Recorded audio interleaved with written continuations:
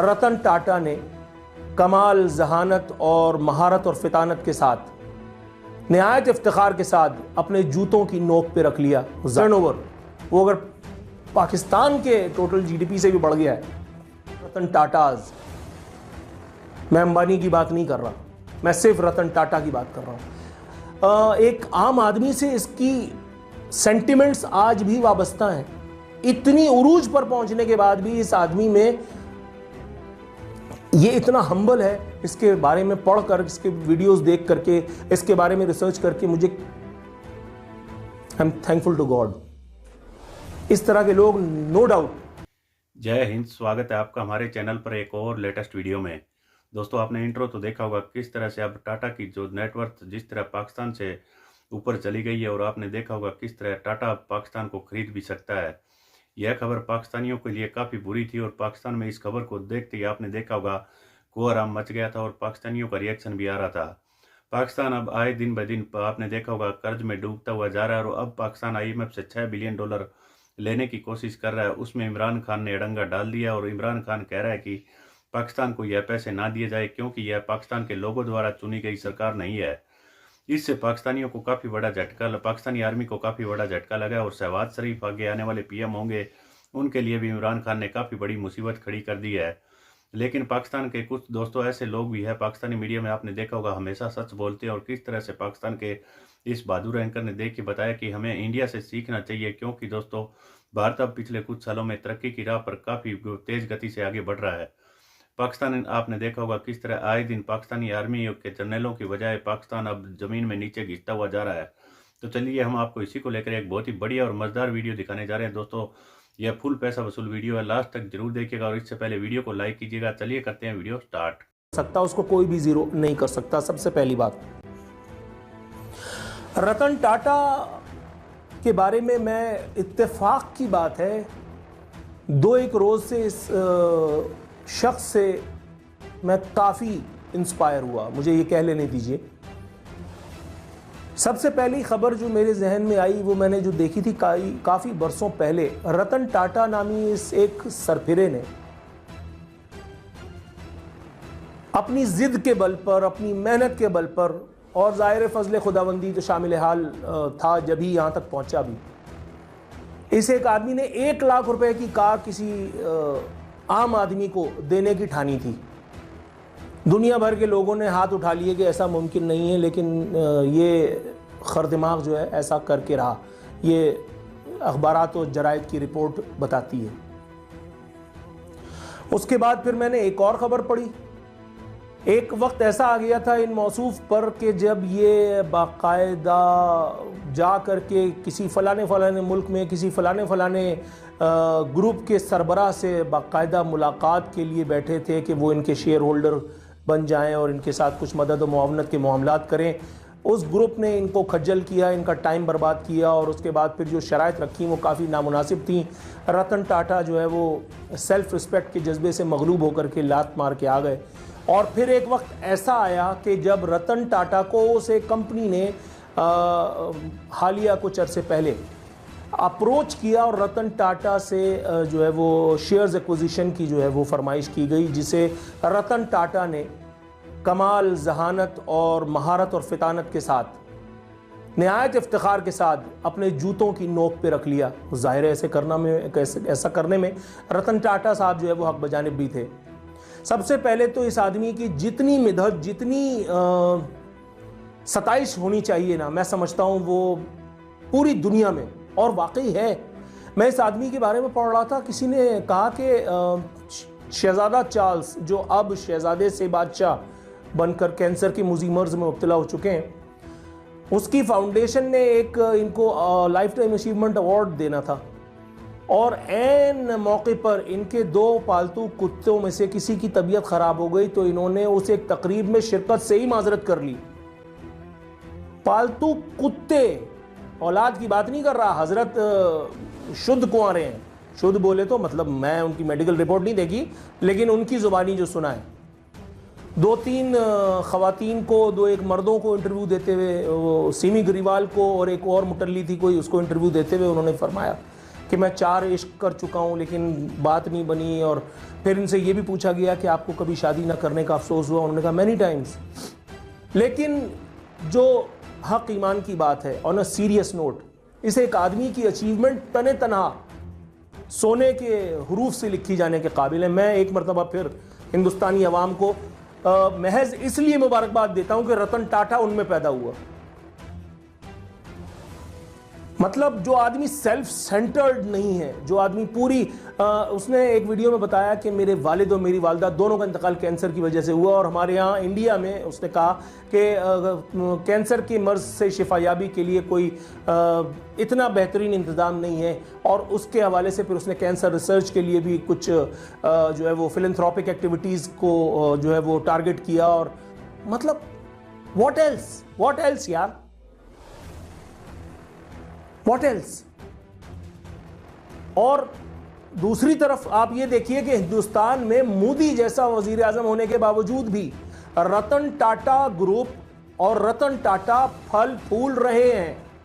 मोदी की शैतानियत अपनी जगह, मोदी की मुसलमानों से नफरत अपनी जगह, मोदी की हिंदुओं से मोहब्बत अपनी जगह, मोदी का आरएसएस का एजेंडा अपनी जगह। हम इस वक्त उसकी बात नहीं कर रहे, लेकिन उसको भी पता है किसको छेड़ना है किसको नहीं। मैं तो शुक्र मनाता हूं, मैं तो अल्लाह अकबर। रतन टाटा अगर मुसलमान होता तो मैं कहता भाई 2 नफिल पढ़ ले, कि अगर तू भी पाकिस्तान में होता तो खज्जल हो रहा होता, तुझ पे भी कोई केसेस वगैरह होते और तू जो है वो जमानतों के लिए अदालत इधर से उधर आ जा रहा होता। ओ गॉड, व्हाट एन अचीवमेंट यार, what an achievement. Honestly speaking, मैं ये बात कहकर भी अपनी जो है वो बिलावजह की खिसियाट नहीं मिटाऊंगा कि भाईजान आपका तो महज एक सूबा ही यूपी, मेरे वाले साहब मरहूम बताया करते थे कि महज यूपी इंडिया का जो एक सूबा है, जो हमारा आबाई सूबा किसी ज़माने में हुआ करता था, महज यूपी पूरे पाकिस्तान से बड़ा है। तो भाई अगर यूपी पाकिस्तान से बड़ा है तो यूपी का जो यानी सॉरी वो जो मुल्क है हिंदुस्तान, उसका जो एक इदारा है, उसका अगर जीडीपी, उसका अगर जो आपका वो है अल्लाह आपको नेकी दे टर्नओवर, वो अगर पाकिस्तान के टोटल जीडीपी से भी बढ़ गया है, ऐसा होना ही चाहिए था। आई एम ग्लैड कि ऐसा हुआ। मैं ये भी नहीं कहता ये बड़ी नॉर्मल बात है, नो।